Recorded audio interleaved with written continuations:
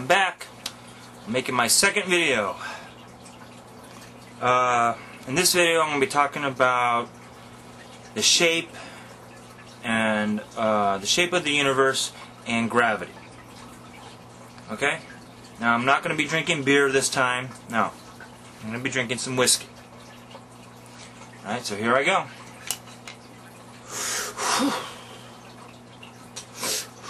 Okay.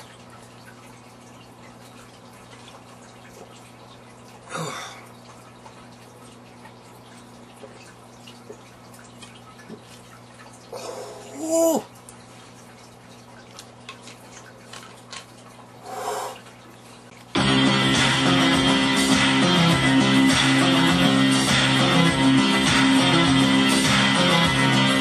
Anyways, what's happening right now is that the galaxies seem to be spreading away from one another. They're not spreading away from a central point. They're spreading away from each another. If you were to take a balloon and put dots on the balloon and blow up the balloon, you'll notice the dots separate from one another. They're not separating from a central point. And that's the idea of this expanding universe.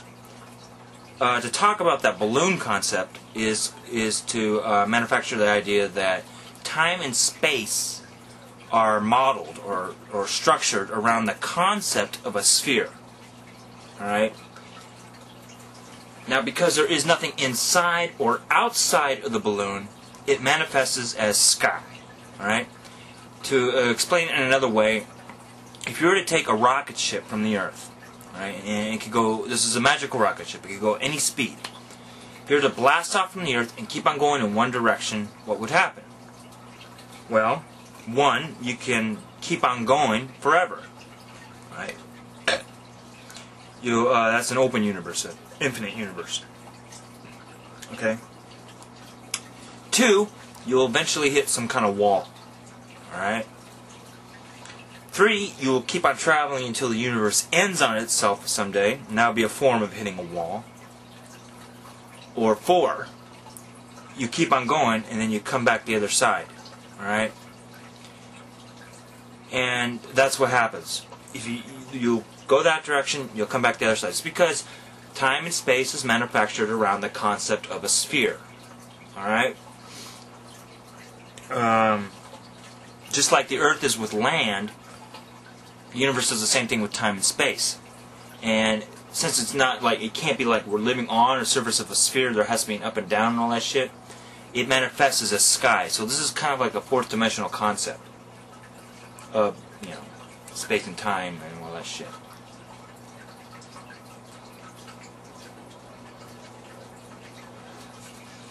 Now, the thing is, and I'm pretty crazy. The thing is, this sphere, okay, most people have the model that the sphere, in fact, is expanding. No, what the sphere is actually just a concept of structured space and time. Right? In fact, the sphere could be stationary. From the very second of the Big Bang, this concept of a sphere could be set and stationary. Alright? It might appear that it is actually expanding because the galaxies are moving away from each other, but the sphere can technically stay stationary, and yet these objects can still appear to be expanding. Alright? The fact is, they could be going in on themselves. If you keep on going that way and you come back that side, they could be expanding and actually becoming like they're coming towards each other as they're moving away from one another. And that could be a form of a universe that eventually comes to an end. Okay?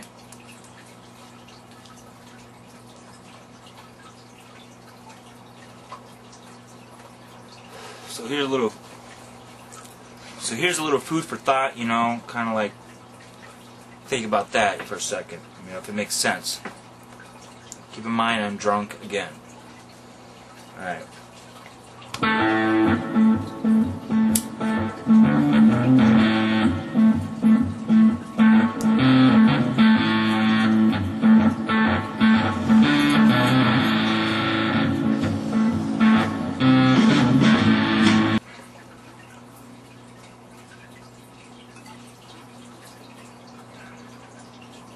Okay, now I'm going to talk about gravity. Okay?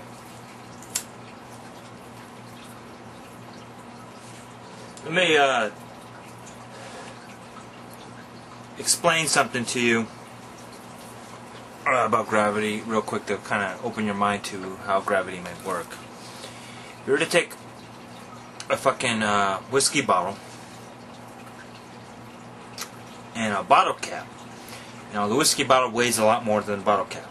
Okay, if you were to take them and drop them at the same point, they'll fall and hit the ground at the same time. And the same thing applies for something if you were to do it on Jupiter, which has a much greater gravitational pull. If you were to drop them at the same time, they'll fall at the same time and hit the ground at the same time at the same rate of speed as if you were on Earth at a certain height. And even though they weigh a lot more, that's what happens. Right? If you were to drop something from like a high point, like from a building or something, if you drop something like a penny, as it falls, it builds up momentum, and then it falls faster, and eventually hits the ground. Now,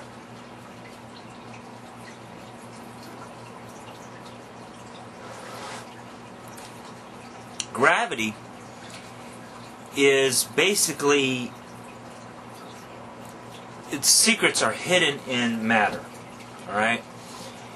Apparently, it was something with the more matter has more gravity. A lot of matter, all right, which are molecules, like a planet or something. If you ever noticed how in the center of planets or stars, in the center it's more brimstone and more action going on.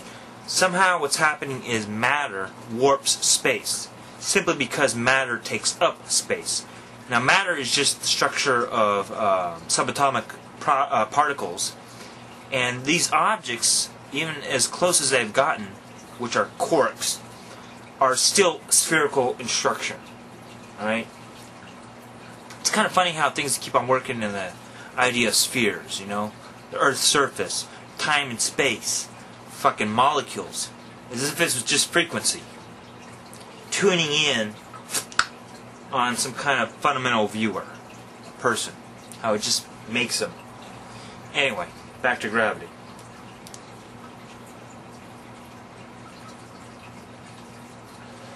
I believe what's happening is that these objects, simply because they take up space, they warp space. And when you pile a whole bunch of them together, like a whole bunch of hydrogen and all that shit, what happens is they tend to warp space even more towards a closing point. And thus planets and stars can grow. Alright? That's what causes things to fall, because literally they're occupying space, and this gravitational pull, it's a struggle between empty space and solid matter, that the struggle in between somehow pulls it towards more matter, like a person falling from the sky towards the earth. It warps space, and space is warped, and therefore you fall with it, But this opens a whole gateway towards a lot of deep astrophysics and shit, explaining time and space, and you can look up Einstein for all that shit. But basically, I believe that's how gravity fucking works. Everything has a gravitational pull, right? And the more molecules, the more greater the pull. Or, it just adds to the clump. Anyway.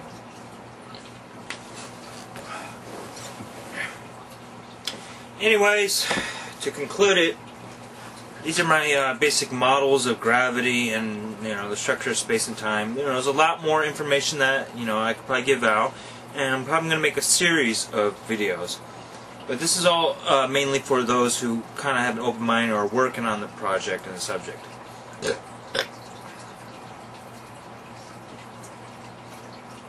Remember, mainly it's the production of land and a single consciousness, one individual, who is the viewer of a reality. I'm going to talk about that in the next video, and I'm going to be talking about time travel. I don't know. Anyway, that's all I have to say. Peace.